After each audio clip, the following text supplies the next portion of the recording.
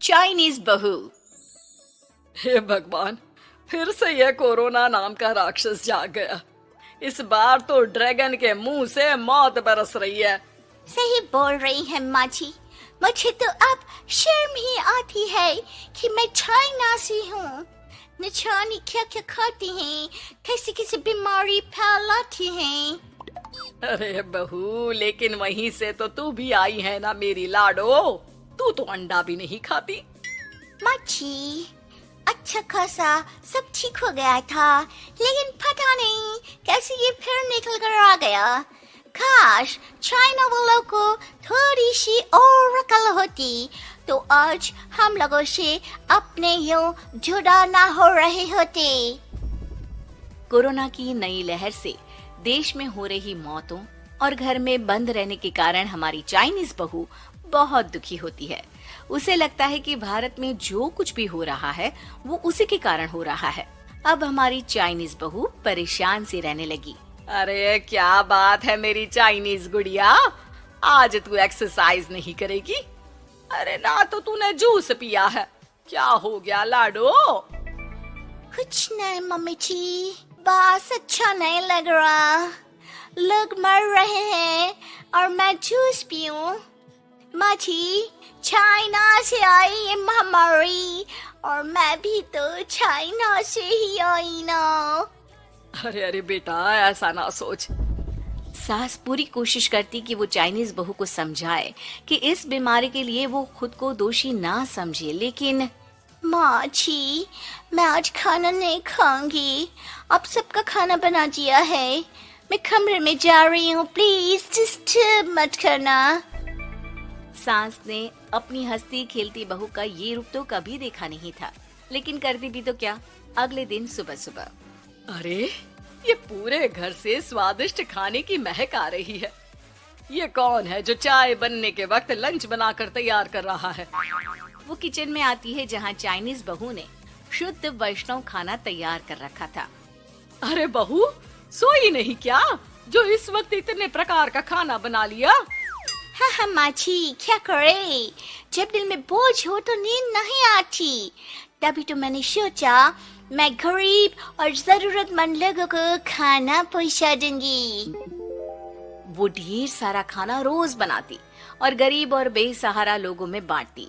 क्या कर रही है बहू? कितने दिनों से देख रही हूँ तू अच्छे से सोती भी नहीं है। क्यों कर रही है लाडो?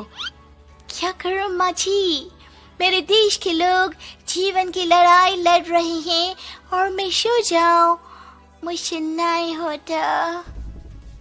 एक दिन चाइनीज बहू पीपीटी किट पहनकर खड़ी होती है। अरे ये क्या बेटा, खाना देने जा रही है या लड़ाई लड़ने? माँ जी, मैं कुछ दिनों के लिए घर नहीं आऊंगी। मैंने सोचा है कि मैं घर से बाहर रहकर कोरोना के मरीजों की देखभाल करूंगी। ओ प्लीज प्लीज आप मुझे रोकना नहीं। नहीं नहीं बहू, ये तो तूने बहुत ही नेक काम सोचा है। बस बेटा तू अपना ख्याल रखना। बहू वहाँ से चली जाती है, लेकिन सास की रोज फोन पर बहू से बात होती। घर पर क्या है माँ, क्यों भेज दिया तूने उसे? बाहर कितना खतरा है, उसे कुछ हो गया तो? अरे बिल्कुल चिंता ना कर, उसने सारे नियम कायदे को फॉलो किया है। अरे वो बिल्कुल ठीक रहेगी। और अगर मैं उसे मना कर देती ना तो उसकी अंतरात्मा उसे सोने नहीं देती। तू तो सारा दिन घर से ऑफिस का काम करता, लेकिन मैंने देखा है उसे कितना परेशान रहती थी कुछ दिनों से। हाँ वो भी है। उधर चाइनीज बहू लोगों का खूब ख्याल रखती, उन लोगों तक खाना पहुंचाती, उनके बच्चों की देखभाल करती।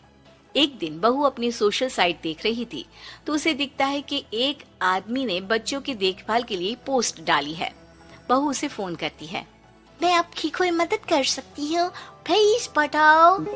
दूसरी तरफ से आवाज आती है। मैं और मेरी बीवी दोनों ही कोरोना से पीड़ित हैं। हम लोगों के बच्चों को देखने के लिए कोई नहीं है, प्लीज हमारी मदद करो। हाँ हाँ बिल्कुल, आप परेशान ना हो, मैं आ रही हूँ। मुझे आपका एड्रेस बताओ। वो आदमी बहू को पता लिखवाता है। वहाँ वो पहुँच जाती है। ओह, ये किसे बुला लिया आपने? ये तो चाइनीज है, इसी के कारण तो हम लोगों का देश इस परेशानी से जूझ रहा है। अरे पर ये तो हिंदी में बात कर रही थी। तभी बीवी की ऑक्सीजन लेवल गिरने लगती है। ये क्या हो रहा है? आप टेंशन क्यों ले रहे हैं? जल्दी से इन्हें अस्पताल लेकर जाइए। रुकिए, मैं आपको एक अस्पताल में बेड भी दिला देती हूँ। वो मेरे अंकल का अस्पताल है। चाइनीज बहू फोन पर बात करके उन लोगों को बेड दिलाती है, जहां पति की भी तबीयत खराब हो जाती है और दोनों को बेड दिलाकर बहू घर में बच्चों की पूरी देखभाल करती है। सास का बहू पर फोन आता है। अरे मेरी चाइनीज गुड़िया, कैसी है रे तू? अरे माँ, पीछे की गली में ही हूँ मैं। वो खालिया लोग है ना, उन दोनों हस्बैंड वाइफ को कोरोना हो गया था। मैंने उन लोगों को श्रीवास्तव अंकल के अस्पताल में भर्ती करवा दिया है और अब मैं मार्च ही उन दोनों बच्चों का ख्याल रख रही हूँ। अरे जीती रहे बेटा, कोई जरूरत हो तो बता देना। नहीं माँ जी, सब कंट्रोल में है। बस इन बच्चों के माँ बाप ठीक होकर घर आ जाए। अच्छा माँ, इन लोगों के घर का फोन बज रहा है, मैं आपको थोड़ी देर बाद कॉल करती हूँ। लैंडलाइन में घर के मालिक का फोन था। हम लोगों की जिंदगी का कोई भरोसा नहीं है।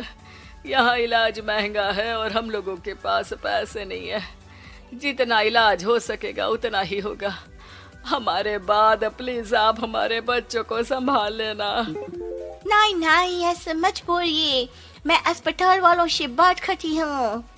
बहू अपनी बैंक से अस्पताल वालों को पैसे दे देती है और फोन पर कहती है, मैंने आप लोगों के अकाउंट में पैसे डाल दिए हैं। इन दोनों का अच्छे से इलाज होना चाहिए। पैसे की जरूरत होगी तो मैं और डाल दूंगी। सारा दिन बहू कोरोना पेशेंट के बच्चों को देखती, रात में ढेर सारा खाना पैक करके जरूरतमंदों में बांटती। सोशल साइट्स के जरिए भी वो लोगों से जुड़कर उनकी मदद करती। फिर एक दिन घर का मालिक और उसकी बीवी ठीक होकर घर आ जाते हैं।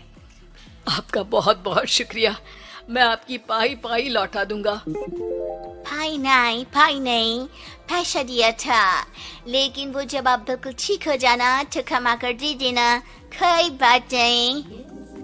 दोनों पति पत्नी चाइनीज बहू का शुक्रिया अदा करते हैं। आप तो हम लोगों के लिए भगवान की तरह हैं। आपका बहुत बहुत शुक्रिया। चाइनीज बहू बहुत खुश हो जाती है। वो घर आकर सास को पूरी बात बताती है। देख मेरी चाइनीज गुड़िया, तुझे चाइना का होने पर अफसोस था ना, लेकिन तूने सच्चे दिल से लोगों की सेवा करके ये बता दिया कि बेटी कहीं की भी क्यों ना हो, ससुराल आकर वो ससुराल के रंग में ही रंग जाती है। अब तो तू मेरी भारतीय बहू है। हाँ।